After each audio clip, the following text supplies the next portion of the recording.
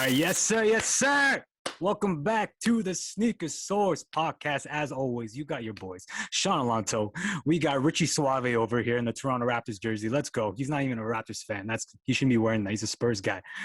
And joining us today, we got a special guest in the building. We got a special guest. We got Mr. Calum Marsh. Yeah, very, very, very. If you guys don't know this guy over here, very talented writer. We're gonna get into his history and sneakers and everything, and why he's significant. Cal, how you doing? I'm doing great, man. Thanks a lot. It's great to be here. I'm really honored to be the first in-person clown of the month. Live clown of the month. Just here. Yeah, we just set you up. That was good. But like I said, if you don't know Cal, very talented, awesome writer. He's been doing work with some big-time magazines, some big-time newspapers. We talk about GQ. We can talk about Complex. We can talk about New York Times here. And the list goes on. The list goes on. And like I said, why Cal is significant to us and our success as within our Sneaker Source business. He actually reached out to us. I want to say it's almost a year now. So we're fun fact, it's like our 1-year anniversary since we did our first interview with you, Cal. So maybe we'll throw some balloons or something, or we'll throw some audio in there. But yeah, he found us through Instagram. We did a quick interview. We did 2 pieces with you. We did one with just like the Toronto resale market, and we did another one talking about mids, which we'll reflect on it now that almost a year later. We'll reflect on those interviews that we've done. But yeah, like always, as a new guest, we gotta entertain the fans. You gotta entertain the listeners. We always want to do this little segment called Sneaker Facts. And that's facts. Essentially what it is, you're just gonna answer a quick questionnaire. You're gonna give us your first Jordan. You're going to give us your current grail, or your top shoe, or your favorite shoe right now, and what the next shoe for you is that you're going to purchase, whether it be an old release, or maybe it's a release that's coming out later this year. So let's start it off with the Sneaker Facts. Your first Jordan, what is that? Okay, well, I had Jordans when I was a kid. I was obsessed with Michael Jordan. I was 10 years old when Space Jam came out. I had all the Jordans back then. You know, my family was super broke, but that was like the one thing that I really wanted was a Jordan. So not including those days, when I started getting into Jordans more recently, it was actually it's probably my favorite Jordan model. This is a Jordan 11 Low. And I mean, this is a slightly controversial choice. I just think that comfort-wise, style-wise, it's just like it's a really great shoe to just like put on when you just go out of the house. Mm-hmm. I don't know if you guys find this, but like I love a Jordan 1 high, obviously, but it takes a long time to put on. You know, you got to lace it up, you got to get it going. It's not like you can just slide into it. So yeah, Jordan 11, that was my first one. I picked it up. It was a secondhand one. I got it at a designer consignment store that I shop at all the time, have for years. Mm-hmm. And at the time I was super into designer sneakers. I'd rock the Gucci sneakers. I'd rock the Saint Laurent. I wore the Saint Laurent pair of Saint Laurent Court Classic, like black leather sneakers. That was my like go-to every day. And I thought Jordan, I was sort of like, I liked some of it, but I was kind of like in my childhood and I just wasn't into it anymore. And then I picked the pair up. This is a couple years ago. And I was like, oh my God, okay, I see why everyone loves this now. It's so good. Yeah. And it's been like that ever since. Oh, awesome. Which Jordan 11 was it? Do you remember? That was a Jordan 11 Low Volt. So it's definitely not what you call a grail. It's like a fuchsia green, orange, like greenish yellow, kind of like, you know, Gatorade looking color. Gatorade. You know, they got the Volt. You saw the Volt Jordan 1 that came out earlier this year. It's that same kind of like the like yellowish, really neon, like highlighter color. Okay. I've never seen this pair, so I'm gonna look it up right after we get off this. You won't see it very often. It was like part of a 3-pack. It dropped. I think you don't see it much now. Like on StockX, it goes for like $350, $400. But yeah, it's not a grail, like I say. Okay, well, on to our next question. What would be your current grail, or your favorite shoe right now? Yeah. So I actually just picked a pair up. I think I may have mentioned this to you guys on the DMs, but a buddy of mine is moving out of the country, and he actually wears the same shoe size as me, which, you know, is pretty rare. And he's a big sneakerhead. And last year, he happened to hit the raffle on Livestock for the Jordan 5 Off-White sale. Ooh. And when he got the raffle, he got them at retail. And when he got them, I was like begging and pleading, like, yo, if you don't want these, sell them to me. And he was like, yeah, okay, I'll sell them to you, no problem. And then he got them and he was like, listen, bud, I would, but I got them and I opened them and I just love them too much. I just can't sell them to you. So he messages me a few weeks ago and he's like, look, I'm moving out of the country. I have to get rid of all my stuff. And you know what? I realized I haven't worn these once. And it's been a year. That came out a year ago. So he was like, if you want to buy them, I'll sell them to you. So he gave me a really nice friend discount. And I picked them up at a great price, which is great. So I think it's a fantastic shoe. It's like one of my favorite. I love the Jordan Off-Whites. So that's my current number one. That's not only, it's like one of the best grails in my collection now, but also it's just like, it was the perfect way to get it. Cause you don't want to have to pay, you know, StockX prices to get that kind of thing. No. Remember Cal, we were both chatting. You told me about the pair when like you guys were like kind of like going through the transaction or whatever. And then I think, yeah, me and Cal were chatting about like what would be a reasonable price if a friend sold them to you. And I've gone through that whole thing as well. Like, you know, one time my friend hit on 2 mochas, and my mocha now is the second pair he hit. And he was just like, it's like you're a friend, but you don't want to like kind of screw them because you want them to make some sort of money, right? Like you don't, especially if it's like an exclusive pair, like the sales or a mocha. So you want to come up with that price where you're kind of like, okay, it's kind of low, way lower than what people pay, but at the same time, you want them to get their value as well for having the shoes. So Exactly. Yeah. Oh no, I remember when we first got those in. I was like, damn. I think that was like our first Off-White to have like in hand. We're like, ooh, but we couldn't even keep them. That was the worst part. We had to move them. Well, you'd be crazy not to. Yeah, the resale on those is just absolutely crazy. It's like, it's like 2. I know. Yeah, they move up, man. They move up. All right, and to our last one for the sneaker facts. What's like the next shoe for you, Cal? I know you obviously have a nice collection right behind you. Maybe not enough space, but what would be the next pair for you if you were to get a new pair? Well, I definitely am. I'm always buying new pairs, as you guys know. I can't help myself. But I would right now. I'm in like let's call it like a self-imposed dry phase, where I'm like, you know, when you're going out to the club and you're going to dinner and you're like every week you're kind of like, and you look at your bank account, you're like, oh my god, I'm spending way too much money. I gotta just chill. I'm gonna have a weekend in. Like this is my weekend in for sneakers, where I'm like, I'm just not gonna buy anything right now. Having said that, tomorrow I just got invited to go to the there's a new Foot Locker, like whatever big Foot Locker store that just opened up. It's like the, you know, flagship Foot Locker store in Toronto. And they were like, do you want to come for a one-on-one tour? There's going to be some exclusive option. And I'm like, I'm definitely not going to walk out of there without a pair of shoes. Like, there's no way. There's no way. I'm obviously going to buy something. No, that's what? Where's the location on this one? I think it's what the Jordan store used to be, like at Yonge and Dundas. That was like just the Jordan store, but now they closed that during the pandemic. So now I think it's reopened as like a special. I don't know what's special about it. We'll see, but special edition. Damn, that's exciting, man. What the hell? That's exciting. Oh, Sean, we don't get these invites, bro. What the hell? We got to step our. Yeah, no. What the hell? Okay, we might have to sneak in with you. We're like, we're with them. What the hell? No, so I wanted to, you know, dig a little bit more deeper about, you know, your whole writing. You know, as we met a year ago, and you did a couple of amazing pieces for us. If you guys haven't checked out his work, please do so. But, you know, I wanted to learn a little bit more about you, right? Give us some more information, like your whole history or whatever. How did you become a writer? Like, what was your first piece? Like, how did that whole thing become about? Honestly, it was like one of those things where it just kind of blew up like very organically. You know, I like, it's funny. I went to school in Ottawa.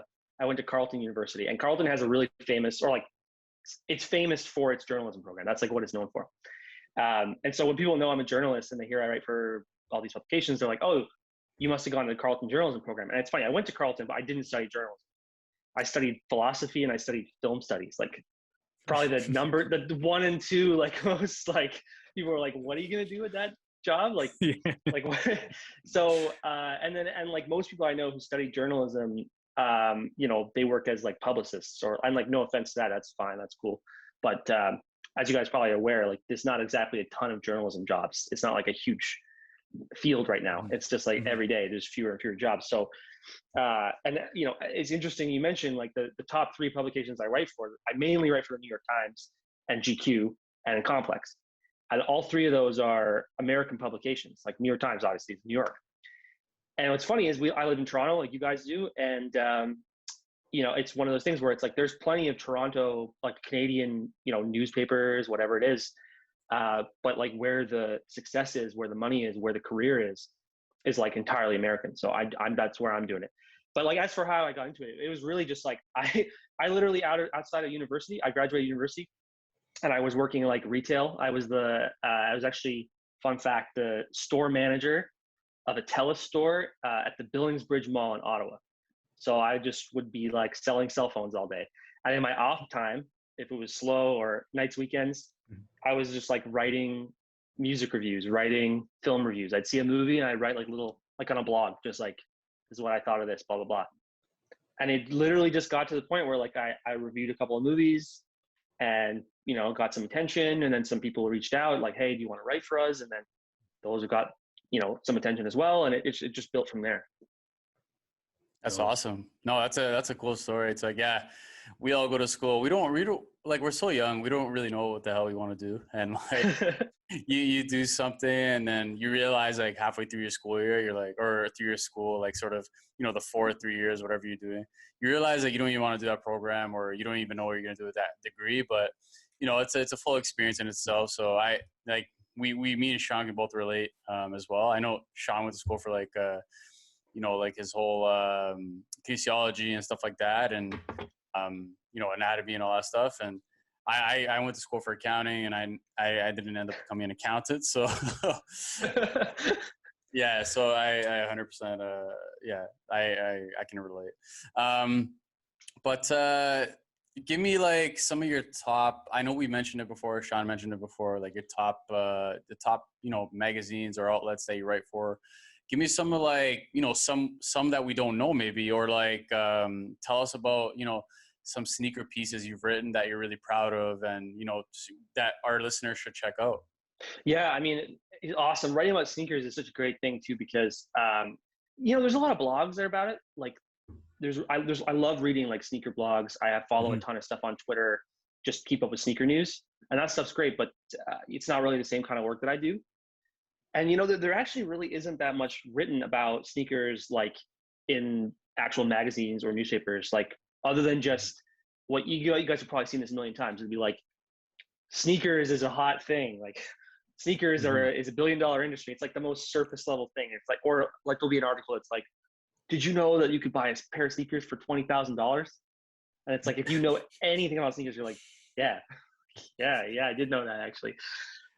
So what I've been trying to do with that is like, I've been writing for GQ now for a little while and doing mainly stuff about sneakers.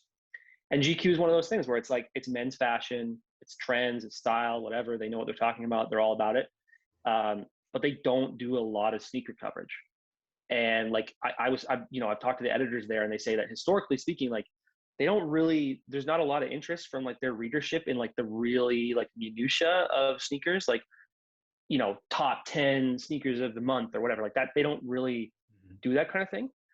So I've been trying to find like a niche there where it's like I'll give you an example. Like what I'm working on right now is a piece about, I'm sure you guys have heard there's going to be Virgil Abloh, like Off-White Nike Jordan 2. And you guys know like Jordan 2 is like the randomest Jordan. It's like there's no Jordan 2s. Jordan 1 is big, Jordan 3 is big, Jordan 4 is big, Jordan 5 is big. Jordan 2 is like, you never see Jordan 2 retro. You never see Jordan 2s anywhere. So I just wanted to pitch this article that was like, explain to people who don't know, okay, why? Like what happened to Jordan 2? What is it? What's it like? What does it look like? Why does it not have any kind of retro? Like, and so that's the piece I wrote. I just wrote that this week and it'll probably be out in the next couple of weeks. But that's the kind of thing that like, it's really interesting to me. And I think it's like, you know, people are into sneakers. That's the kind of thing they want to read as well.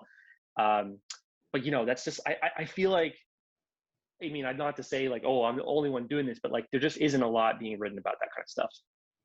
Yeah. No, good point. That's interesting though. Cause like we found that, yeah, you always dug into like what's not being written about sneakers, and you did a good job at like, you know, bringing up certain topics about sneakers that's not being talked about in the industry. So even like the mids and all that stuff, the rise of the mids, like that was a very good article because a lot of people never put a lot of thought into it or never thought about it that much until, you know, that article came about and like we sort of shared it and stuff like that. So a lot of people came to us and they always like even mention the article, right? The year of the mids, and we always mention it in our podcast too, like because I don't know if it's still true now, but some mids are still banging. So I wore actually a pair of mids today. I wore the carbon black and whites. Mm-hmm. Dope. But that's probably my favorite mid actually. Yeah, right. Like it's that's one of the best mids. Yeah, exactly. And that was this year. If you guys didn't pick it up, we have that as well. We still have a lot of sizes, so you guys can hit us up for that. Yeah, no, that's great, Cal. And I like you've written for all the big magazines, so I want to know. This is like I actually want to know this. What's your dream? Like, is there a magazine you haven't written for, or is there like an outlet you haven't written for that you want for? Like, what's your dream? Like, you want to write like a piece for like a dream like magazine or something, or that you haven't written? Honestly, there is like a limit. Like it was my dream for years to write for the New York Times, and once I did, it was like, okay, then what's the next thing? Because there's not really anything bigger. I've written for the New Yorker, I've written for the New York Times, I've written for GQ, I've written for all these big publications. There's definitely there's some publications I haven't written for that I would love to write for, but it's not. I don't feel anymore like there's like a publication that I'm chasing, which is really great because I think actually, instead of just chasing that publication, now I'm just trying to be like, what's the kind of writing I want to be doing? What's the kind of work I want to do? Like, what's the meaningful work that I want to be doing? And that's sort of what I'm more focused on. But like, I would love to do, I do a lot of stuff for GQ, but I've never done like a GQ cover story, for example. Obviously that would be amazing. Dope. So that's sort of like more where I see myself going. But that like the GQ, that kind of thing, like GQ cover stories is like, there's whatever, 10 of them a year. And the guys who do them are like that was like the biggest writers around. So that's kind of where I hope to be eventually. Yeah. Quick question. Yeah, go Sean. Even for us, but like, so for upcoming writers, I'm actually curious because I can only imagine the process to get to GQ Complex. What was your process? Like, how did you even get out to them? Do you have to like send them like a random mail? They like look, there's like one guy looking through each article. Like, how does it work? Like, how does it work for a writer? So basically you're pitching them and you're just emailing, like you find out the editor and you email them and you say, hey, I got this idea. This is what I want to write about and this is who I am. And like, if you've never written for anybody, obviously they're going to be like, who are you? Like, how do I know you're going to be any good? And so what I always say to people who are like starting out is, you write for a couple places that don't pay anything, like just blogs, like, or not even blogs, but like websites that have content, but they don't pay the writers. It's more just like hobby, but they have like, it's professional looking and like, it just looks good. And then once you have a few of those pieces that you can send where they look professional and it's nice, then you can say, hey, here's a couple things I wrote. Like when you pitch an editor, hey, here's some links to my work. And then you can kind of go from there. Yeah. So like, I imagine sort of like start with like, even like a Toronto Sun or like BlogTO or something like that, right? Or like exactly. Yeah. Especially local stuff. Yeah. Okay. Gotcha. And just want to reflect on, the articles we did together. We really appreciate that. How are those, like, I know that the GQ thing, like the year of the mids and all that stuff, let's talk about that. Like, did that actually kind of happen? Did it die down a bit? I think like from our view, like when we were writing that article, the mids were blowing up, but I think they kind of the releases aren't there. So people kind of forgot about the mids, but they have been still selling. So give me your opinion on, your article. Do you think like it's still the year of the mids? Do you think it's kind of bust now? Like, what do you think? I think the year of the mids was really like, if you want to talk about a year, it was like last May to this May. Like it was a full year, but it wasn't like 2021. Because you're right. But I think it's just that there haven't really been any releases lately. Like, what was the last really cool mid that came out? Like beginning of the year, there was tons. And like late last year, there was tons. But I feel like it's kind of just died down now. Yeah, no, I think like after the carbons, everything kind of went down. But yeah, last year, that time when you just said there, that little time frame, that was a time for them to push. Obviously, it probably wasn't on their agenda to push all these mids, but that was like their time to push because they were pushing out some like crazy colorways at that time. And then, yeah, now it died down and people are like researching more about it. It's like, you know what? I'm not even a mid guy. I'm actually more of a J1. They're hearing all the smoke about it. But What's hilarious is like you get like people that don't know anything about sneakers, and when they message us, they'll even let us know that like they're brand new in the sneaker game, whatever. And like I'm trying to get my first pair or whatever, but they're already kind of they have that mentality about the mids, right? Like they'll ask for like a couple of pairs, but they heard through the grapevine that mids aren't the thing. So Yeah, because yeah, exactly. If you get made fun of enough, or if you hear about people getting made fun of enough, you don't want to make a mistake, right? People have a very good radar for that kind of thing. yeah, and like we'll post some memes on here as well because me and Cal share some memes about mids all the time, and it's friggin' hilarious. So we'll post some of those memes for sure. Uh, and just last question here. Like I know you talked about your next piece of sneakers, whatever.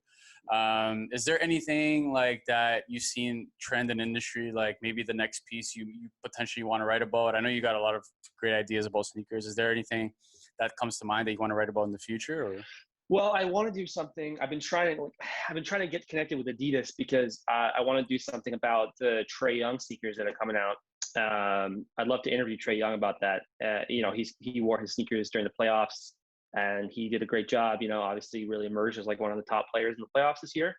And so I'd love to like that. They haven't announced a release date for that shoe yet, but I think it'd be cool to talk to him. Young guy, big sneaker deal. And I also really want to write something about Yeezys because I've been getting really big into Yeezys, as you guys know. Like I bought a few pairs of Yeezys off you guys, and I think that what Yeezy brand is doing right now is just like really, really interesting stuff. Like really boundary pushing stuff. It's so divisive. Obviously, like I wear some of these Yeezys now, and people are just like, "What the hell are you wearing?" Which I love. But I feel like it's been written about a little bit, but I feel like there's something there. They're doing something that's really special, and I think it hasn't really been touched on yet. yeah, No, for sure. But let's dive into that. Like I heard enough about your writing. We all know you're a good writer now. All right, I'm done with that. Let's talk more sneakers, more fashion. Kind of like what Rich said. Like, what is there like? Where do you see, like looking at the last year, even when we first met, where do you see the trends going down? Like even with fashion, obviously you're seeing a lot of like the oversized shirts are back, oversized pants are back. Where is there? You're talking about the Yeezys, how like you're just looking at loud style. What are you seeing now that you're doing more research in the fashion industry, sneaker industry? What do you see trending up, and what do you see trending down? I tell you what I see starting to like hit the peak where it's gonna go down soon. Is that like I feel like everybody, myself included, the uniform right now is just like your oversized vintage tee, your plaid tee, like plaid overshirt, your backwards cap, which I would rock all the time too, and your obviously the really hot thing right now, which I love to wear as well, is the short shorts, like the 5-inch inseam type shorts, and like your shoes, your Jordan. But if you go on to any of these Instagrams, it's just like fit pics, like league fits, Hall of Fits, Baller Fits, any of these Instagrams. If you guys want to check these out, they're great spots for fashion inspiration. It's just like every single person is rocking the same thing, which is inevitable because we all see it on Instagram. It's like, yo, that's pretty cool. I like to try that too. But I think it's going to like reach a point now where it's getting oversaturated. And I think something's going to change. I think it's going to just totally change come fall, especially as we're coming out of lockdown. I think everyone's going to want to bust out like some crazier stuff. Maybe get back into like suits, maybe get back into something more like really out there. Because like right now, of course, we all in lockdown, we all wore our comfortable stuff and everyone wants like a nice, comfortable thing. But I think it's gonna change big time. Cal, you're gonna switch to the 7-inch shorts, man, not the 5. Is the 5 too much for you? The 5 is so good.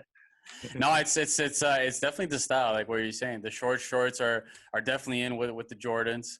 But yeah, no, for sure. Everyone's literally rocking the same thing. I'm like a victim of that too. You just go with the trends, right? So.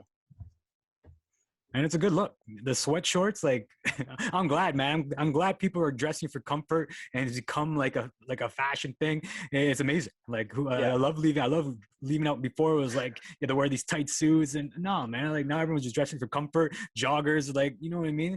So I'm loving this trend. I hope it never ends. I love like the '90s. Obviously, I'm a '90s kid, so I'm loving the '90s theme that's returned back. I never really got to experience it as a kid. Maybe when I was like 6 or 7, but now I get to rewear those shirts and everything. But no, that's good to know.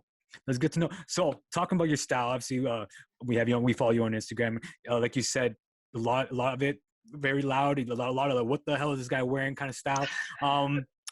which is cool.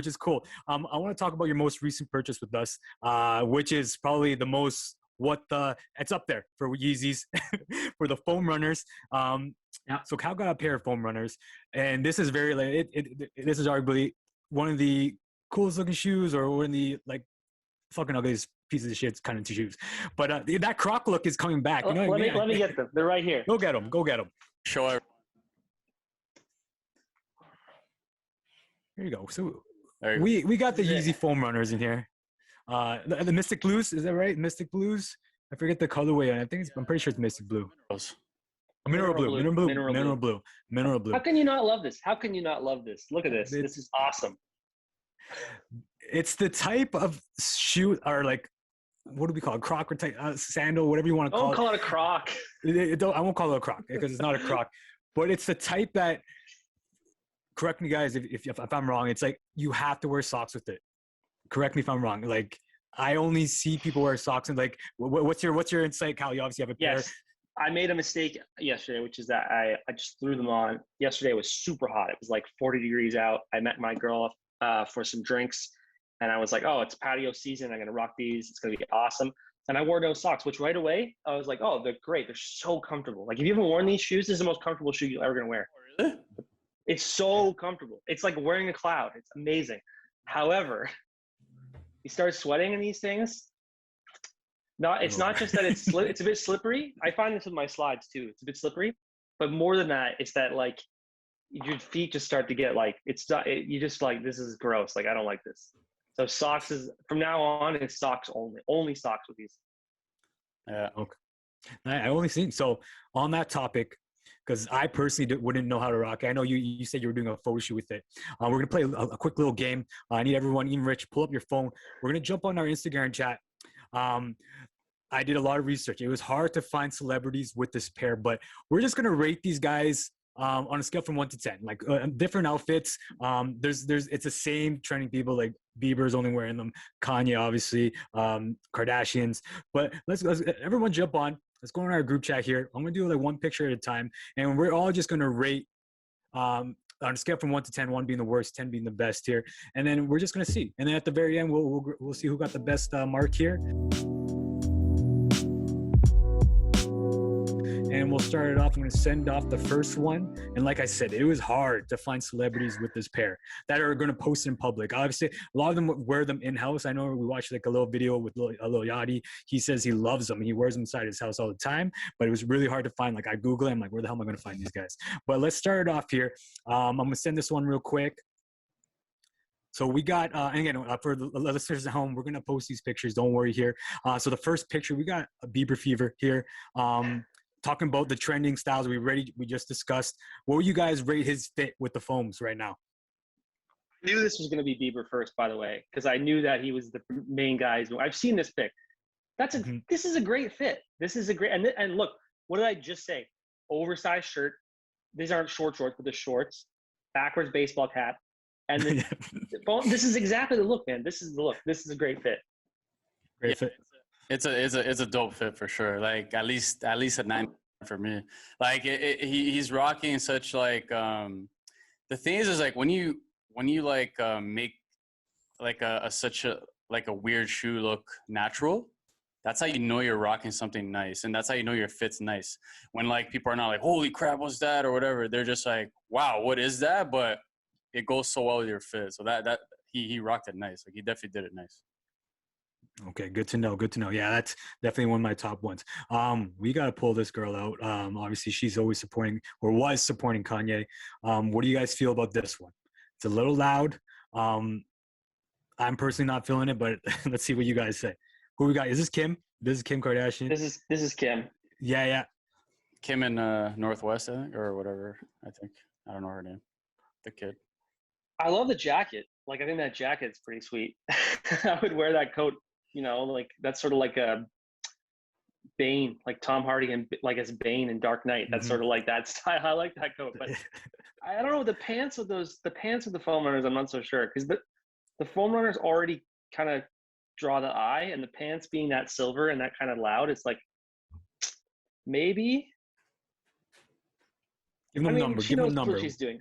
I give this a 6. Give it a 6. Rich, how about you? This is what happens, bro, when people have too much money, and like they literally just throw shit together. And like those pants probably cost like $5,000, and like whatever her jacket probably like 20 grand, whatever, right? But you can't just slap shit on together. But at the same time, like, you know, it's Kim Kardashian. She has like fashion sense, and she's probably worn every sort of, she's probably with those shoes, she's probably worn like a bunch of outfits with it. But for this outfit in particular, I'm gonna give it like a 4 out of 10 because it doesn't match anything. Nothing matches it. It doesn't look appealing at all. Mm-hmm. No, I agree with Kyle with you can't have a lot of loud stuff all in one outfit with the silver pants. I agree with that. I give her 4 out of 10. But since she's a Kardashian, I might bump it up to 4.5. All right, but let's talk about relatives. Obviously, a lot of them supporting Kanye here. We got more of a comfy outfit, marshmallow-ish, cloudy. You want to call it cloudy look, sheepish look? What do you guys think about this one? And who is this? I think it's Khloe Kardashian from what I remember. Obviously with the mask. No, it's it's the other one. Courtney. Is it Khloe? No, it could be. I'll have to look it up. Oh, it's she's blonde, isn't it? I think it's Courtney, the older one. One of them. I defer to you guys. Kardashian is not my area of expertise, but I mean, this is a very quarantine fit. You know, you've got the cozy. This is probably like super comfortable. Would I go like in public with this? You know, maybe if I was super hungover and I was like going to buy a bag of chips, this would be the fit that I would rock, right? But yeah, I mean, it's just one of those things. It's like in its own context, it's actually really fire. But like as an actual outfit, like to go out in, you wouldn't do. I think it would be kind of, you would look, if I wore this, you guys would be like, what the hell are you doing? that one's loud. That one's loud. Well, what would you rate it? Honestly, like a 4. 4? Okay. Maybe even a 3, to be honest. But like 4. Let's say fair. 4 generously. Okay. Rich, what are we thinking? What do we think on this one? I think it's it's very like she looks like a sheep, but we'll post this for you guys to see as well. But it's slightly better than Kim's fit for me, so I'm gonna give it a 5 out of 10. That's pretty generous. I'll give her a 4. I'll give her a 4 because I like comfy. Last one, obviously, I got to put Ye in there. This one, I think, for me, was the best one out of all of them. Let me know what you guys think about this one. A little poofy, got the poofy vest. 10. No 10, question. Yeah. 10. Okay. This is obviously the guy made the shoe. He knows how to rock the shoe. The key here, the absolute key here, is the way the socks have the pants tucked in. Mm-hmm. That's the perfect combination with that shoe. It looks really awesome. Mm-hmm. And also this looks super comfortable too. That hoodie looks so comfortable. Mm-hmm. Yeah, this is a great fit. This is awesome. This is coming. I like the high socks pulled up, tucked in. That is, I don't know if that's gonna come to an end. I love it, man. I'm always about it. Every time I wear like any joggers, I'm always tucking in the socks or like at least pulling them up. But yeah, I'm a 10 out of 10. Rich, how you feeling with Ye? Yeah, I side note, I can't wait till Gap and Yeezy clothes drop because, you know, like this guy is on another level of fashion sense. And I feel like we have to catch up to Kanye years later after he wears shit. I agree. He's way ahead of his time, like at least 5 years, 10 years ahead of his time. And yeah, this fit is ridiculous. Like, and because he created the shoe, like Cal said, he knows exactly what to wear with it. And like, like, honestly, it's just joggers, but it looks good with it. So I'm gonna give it a solid 9 or 10 out of 10 for that one. Okay. So I guess we can collectively say between Ye and even the Bieber outfit, they're both 9 out of 10, 10 out of 10, very top outfits there. But yeah, on the topic with Yeezy, I like that Richard mentioned it. Like if we look back, 5 years, 6 years ago, when the first like the 350s first came out, or even the first Kanye's first pair. I don't even remember what it was, but like I still remember looking at that pair. And I'm like, yo, I would never buy that. I hated the look. I hated the look of them. And then like Richard said, it took me 3-4 years to be like, you know what? I'm feeling these. Yeah. How are you guys? Like, do you guys even remember when the first? Yeah. I distinctly remember seeing my first 350, and at the time, the main thing I was rocking was like superstars, like Adidas superstars or Stan Smiths. Remember, this was like 2017, whatever it was, 2016, 15. And I was like, it was all about the white sneaker with the clean lines, like it was very simple.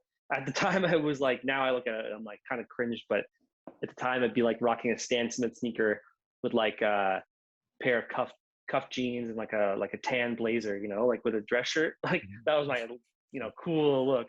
Yeah. And I saw those 350s and I was like, these are horrible, hideous, like awful. And I'm like I loved Kanye West. I think he's a visionary genius.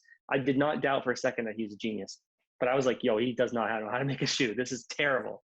Yes. And now I'm like, it's like unquestionably a beautiful shoe. It's comfortable. It looks great. Do you guys remember when like the Turtle Doves were released, and that was like a segue into his 350s? And I remember looking at the Turtle Doves and being like, because I was in sneakerhead back in the day, and I remember looking at those and being like, wow, these are ugly as hell. But then do you guys remember that like literally he changed the whole world with that shoe? Because although all these companies were making shoes that look exactly like Turtle Doves, you guys remember that? Like it was like 5 years ago, and then after the 350s came out, but not 4 or 5 years ago, like 7, 8 years ago. But the Turtle Doves literally paved the way. And if like Turtle Doves, by the way, guys, now are like they're like $1,200, $1,500. They're expensive as fuck. But that shoe, I remember thinking they were ugly as hell. And look what happened now. Everyone's chasing Turtle Doves if they can even afford it. And like these, for example, right? 350s, right? Like insane. Yeah, that shoe beside you that's a phenomenal shoe. Like that's just that's a great sneaker. Yeah. I don't know how I don't know how I saw that shoe 6 or 7 years ago and was like, this is terrible. I would never wear that. If that's what, like, I remember seeing it and I'm being like, this is bad. And I'm like, this is obviously a beautiful shoe. We all could have got it. This is what I hate. We all could have got it probably for retail, because these were sitting back in the day. I remember people, they're like, oh, do you want like my brothers that were in the sneaker game? They're like, oh, buying Yeezys or whatever. And they were like, they would last when they were releasing, because there wasn't like many pairs and people weren't into them as much. But these, for example, like, man, if it has a Sply 350s on them, these are there's no pairs of these for less than like $600-$700. So yeah. No, it's crazy. I still remember when I had a rich client. He bought a pair. I'm like, and he told me the price he paid on it. I'm like, damn, that's how much they were for. And I couldn't, and I was broke as hell back then. But I was like, I would never pay that for a shoe. Now, like literally every pair I'm getting now is like $300-$400. 300 is a steal if I can get for 300. But exactly. It's funny how it changes there. But yeah, Cal, we'll leave it out to you here. Obviously, thank you again for coming out to the show. I wanted to leave a little part for you at the end. You mentioned a little tips for the upcoming writers. Do you have anything that you recommend to any upcoming writers right now that are maybe into fashion? I know you do a lot of stuff with movies, but just writers in general. Do you have any quick tips for anyone out there listening? Yeah, my number one tip is just hustle and keep on it. Like, the number one way I think I had some success was that I had that background in sales. Like I was saying, I did a lot of sales in cell phone world and business to business sales. And they teach you a lot of techniques like, yeah, exactly. Yeah. They teach you a lot of techniques like, when you're selling something, you got to be like finding clients, like trying to work the deals. But as you're going along with these deals, you're also trying to like find new clients, and sort of like a constant process. So if you're starting out and you want to be a writer, the number one thing is to be like, don't just fixate on one thing and then do it and then like end and then be like, okay, now I got to find some new work. Because then you're just going to have like work, no work, work, no work. Just got to hustle like all the time. Always be pitching, always be thinking of ideas. Like I have a notepad on my phone, and 30 times a day, I'm just like writing down like anything that comes to my head. Like maybe that's an article, you just write it down. Awesome. Perfect. Awesome. And also, any upcoming projects, and also tell everyone like, where to follow you, to check out your work and share some of that. Yeah, for sure. I mean, I don't know exactly when this is going to drop, so it might be out already, but the piece I just finished up now that's going to be in the New York Times very shortly is wrote a piece about the old Space Jam and Nice. how I was a huge fan of Space Jam as a kid. And it's just like a personal essay about my reflections on Space Jam and Michael Jordan, being a huge Jordan fan. So that'll be in the New York Times end of July, early August. So yeah, look out for that one. And on my Instagram, I'm sure you guys will link it up, but under my name, Calum Marsh, and always posting the pics there as well. Perfect. Again, thank you, Cal, for joining us on the show. And obviously, we want to thank you even more for being a blessing to us. Like I said, you're a big part to our success. Without that interview, who knows where we'd be right now? We probably just gave up sneakers. But thank you thank you so much for that. And listeners, again, if you guys like today's episode, please make sure you guys like the episode. And again, if you guys love anything and everything sneaker related, you're at the right spot. Make sure you guys subscribe. All right, boys, have a good night. Cheers. Cheers to you.